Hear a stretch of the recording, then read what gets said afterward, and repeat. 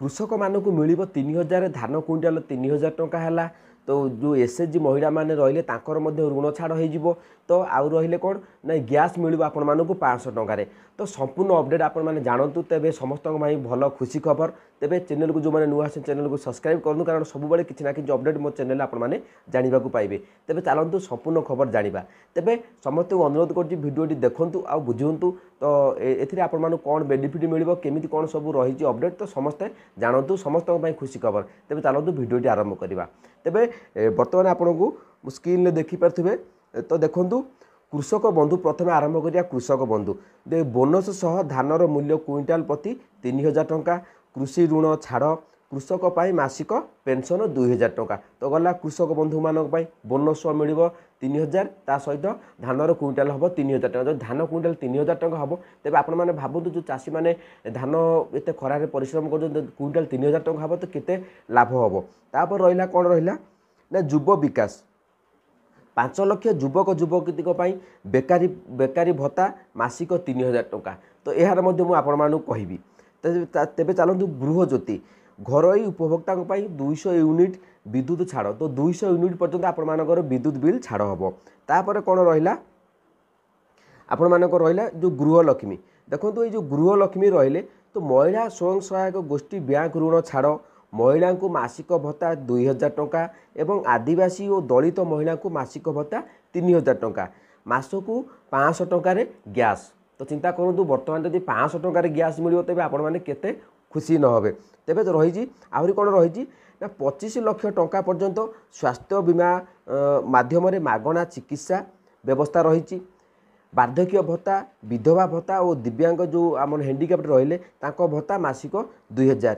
Chit fund प्रभावित जो जमाकारी मानक 6 मास मध्य सुध सह जमा राशि फेरस्त करा जीवो। तापर रहा कौन शिक्षानुष्ठान एवं चाकरी क्षेत्र में पछुआ वर्ग पर 27%। तेबे शिक्षानुष्ठान मानक जो रहा आमर कौन रहा 27% संरक्षण व्यवस्था। तो आदिवासी और दलित मानकर जमी और जंगल जमी उपर संपूर्ण अधिकार। तो ये सब अपडेट आपण मैंने जो देखुंट ता केते दूर सत तो मुझे आपण मानक बर्तमान कही रखुची जे आपण मैंने जो अपडेट देखुंट तो ये हूँ कांग्रेस ग्यारंटी कार्ड रही। तो आपण मैंने गूगल में जाइले देखिपारे।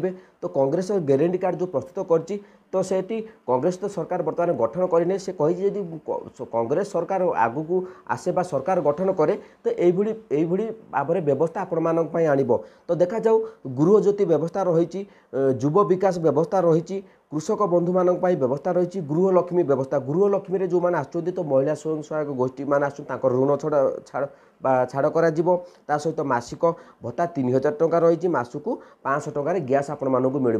तो केते दूर यह सत होउची तो निश्चित भाव में आम आगामी जो इलेक्शन आसूची तो इलेक्शन देखा पाइबा जदि कांग्रेस आसूची तो यह सब जिन गुड़िक प्रति आम मान से अपडेट आनिब जहाँफल आपण सहित मुझे सामिल हो तो आम समस्ते आपण उपकृत हवा। तो देखा जाऊ कौन रोज आगामी अपडेट इलेक्शन में जदि सरकार कांग्रेस सरकार गठन करे तेबे निश्चित भाव में खुशी खबर आसिबो।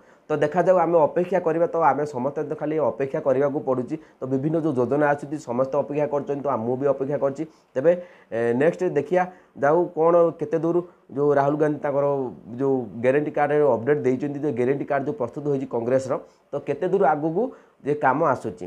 तो जदि अपडेट भल लगिला तो आपण मानकर मतामत मु चाहूँगी तो कमेंट रे आपण मानकर मतामत दिंतु दे अपडेट कार्यकारी हेबो कि नाही तो आपण माने कमेंट रे मतामत दिंतु। जय जगन्नाथ। जदि भल लगिला तेबे आपण मानकर मतामत निश्चित भाव में दिंतु ताकि आम देखा केते लोक आपण माने चाहूँगी ये सब योजनार बेनिफिट पाई। तो समस्ते बेनिफिट चाहूँगी तो आपण मानकर मतामत मध्य निहाती दरकार। तेबे कमेंट माध्यम डेरी करूँ कमेंट तुरंत कमेंट करूँ वीडियो देखि सारा पर।